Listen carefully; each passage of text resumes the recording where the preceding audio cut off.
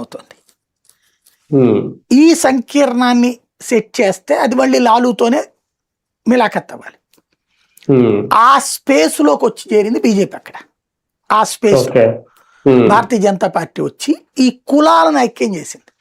మీకు బీపీ సింగ్ ఈ ప్రాంతీయ పార్టీల వాళ్ళు కుల చీలికలతో గెలుస్తుంటారు. బీపీ సింగ్ ఏం తీసుకొచ్చాడు? రిజర్వేషన్స్ పెంచి వర్గీకరణలు ఈ హడావిడి చేసుకొచ్చాడు. ఈ కారణంగా దేశవ్యాప్తంగా జనం మధ్యన కుల చీలికలు తీసుకొచ్చాడు బీపీ సింగ్.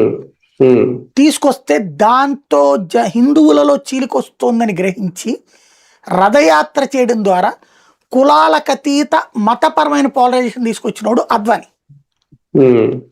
రథయాత్ర చేసి ఆ రోజున అలాగా బీజేపీ కుల చిచ్చు కాకుండా మతపరమైన పోలరైజేషన్ ఉండాలని కోరుకుంటుంది. ఇది బీహార్లో నచ్చింది జనాలకి.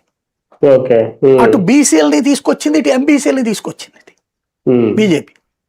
అయితే ఈ కులాల చీలికల వల్ల ఖచ్చితంగా ఎవరో ఒకరితో కలిసి అధికారంలోకి రావాల్సి వస్తుంది. ఆ హయాంలో నితీష్ కుమార్ వీళ్ళు ఇతన్ని ఎదగకుండా బీజేపీని లైక్ మహారాష్ట్రలో ఆడిన జోదమే, ఆంధ్రాలో ఆడిన జోదమే ఆడుతా వచ్చాడు.